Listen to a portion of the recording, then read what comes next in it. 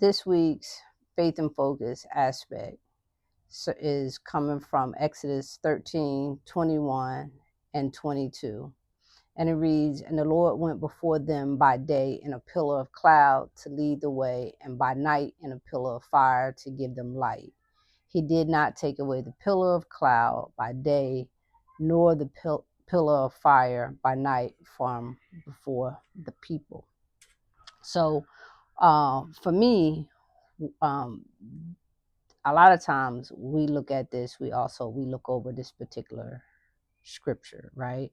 And we look over this particular scripture because it describes how God is leading the children of Israel out of Egypt where they've been in bondage. And he simply is doing exactly what they asked him to do. Like, they asked him to deliver them from slavery and take them into the land that he had promised them. And so he did that.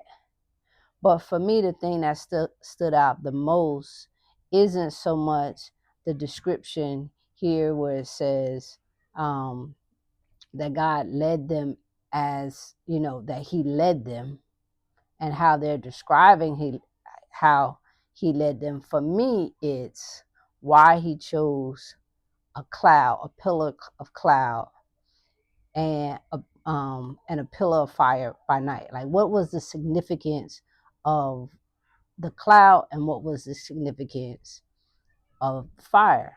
So when I began to think about it, like, I think about automatically, if I wake up in the morning and there's a cloud, if it's cloudy, and just kind of going back from like when we were in like junior high and stuff, we learned about this, the Simbus, the stratus and the nimbus, and all those clouds that I'm sure I'm getting wrong right now because I didn't pay attention then, and still don't necessarily pay attention now, because all I really want to think about is when I wake up in the morning, is it sunny like it is right now, or if it's cloudy?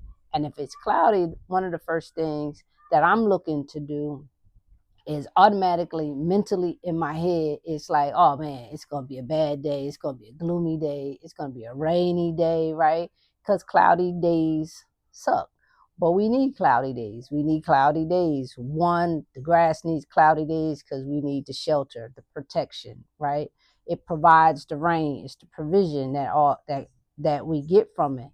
And so, although God was all of these things, he was the guidance, he was the provision, he also was the cloud. And so during this text, this whole time, they never really talk about the rain, right?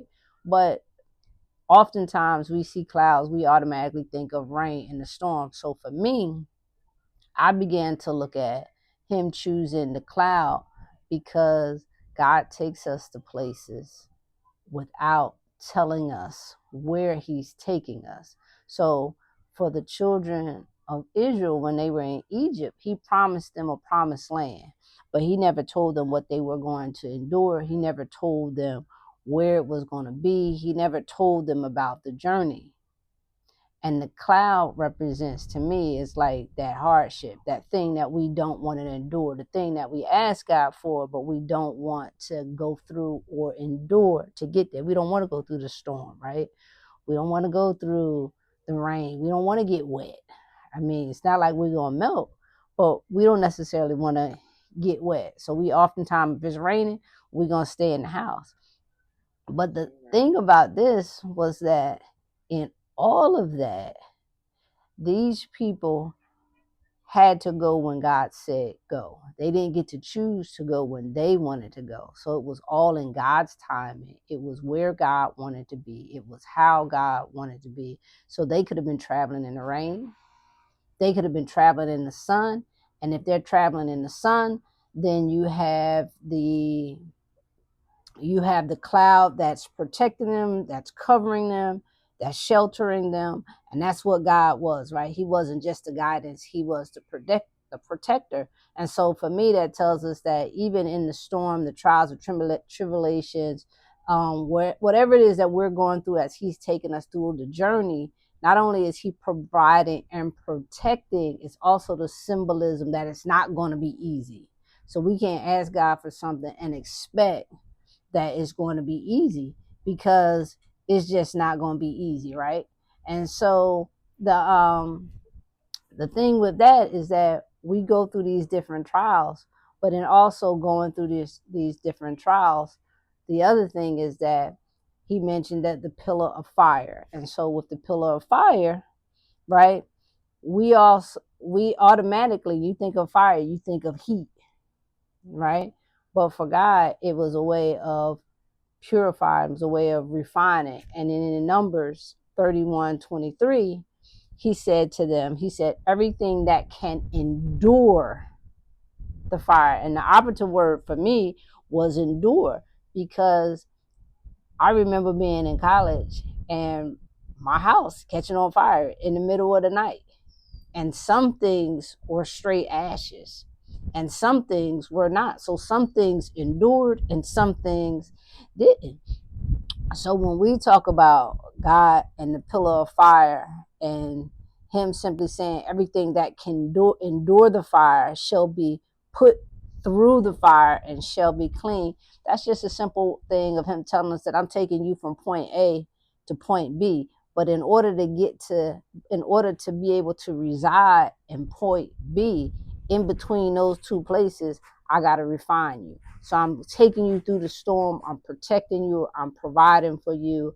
I'm covering you, but I'm also refining you. I'm working on you. And so the children of Israel during this whole time, they would have these different periods of time where they'd be like, oh, we should have stayed in Egypt. I could have stayed in Egypt. You brought us out here to the wilderness to die. After he had showed them all these miracles, he parted the Red Sea. He did all these miracles. He provided them manna, food. He did things that they had never seen and provided and taken care of them. But yet, some of them still could not weather the storm.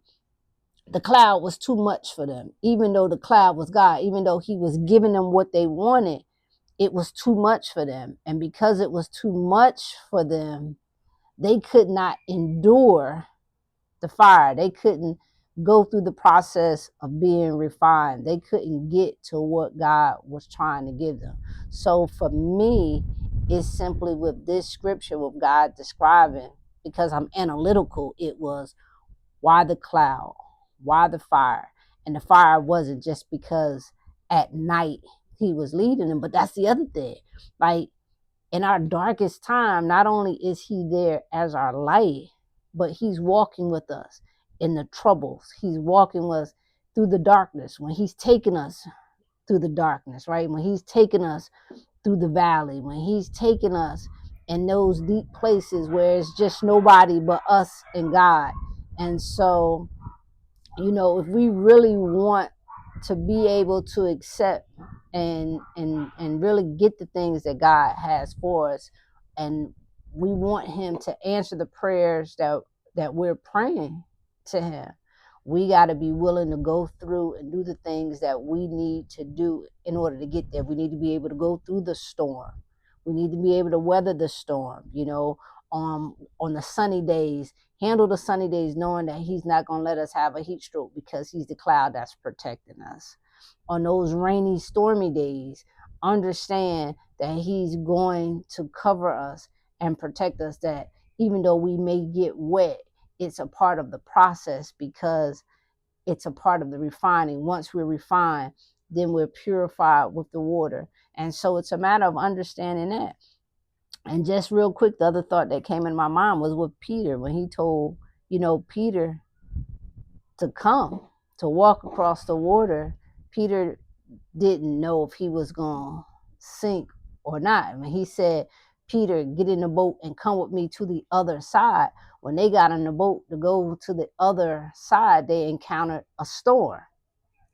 And in the midst of that storm, they lost focus on the promise that God gave them, which was, come to the other side. And he would not have said, come to the other side, if in fact they were going to sink. So oftentimes we go through different things where God has taken us from point A to point B, and we lose focus on what his promise is, what he said, because we aren't, or we don't want to endure the fire that we're going through. So my just thing is that wherever God leads us, He provides for us, but he doesn't always tell us where we're going. So that's my faith and focus set. I hope that this has been a blessing to you.